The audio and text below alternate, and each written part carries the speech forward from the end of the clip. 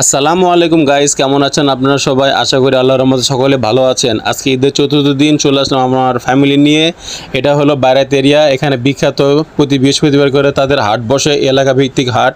চলে আসলাম সেটার উদ্দেশ্যে ঘুরতে। এখানে আপনি বিভিন্ন রকমের খাবারের জিনিসপত্র পাবেন। এখানে যা তারা তৈরি করে আপনার সবগুলো গরম গরম পাবেন। এখানে দই, মিষ্টি, জিলাপি, সন্দেশ, বিভিন্ন রকমের মিষ্টি পাবেন। অনেক লোভনীয় খাবার আছে এখানে। আর এটার পাশেই হলো আছে নৌকার ঘাট। এখানে আপনার ফ্যামিলি নিয়ে অনেক ঘুরতে পারবে। এই সে হলো বারাইতের ঐতিহ্যবাহী নৌকা ঘাট।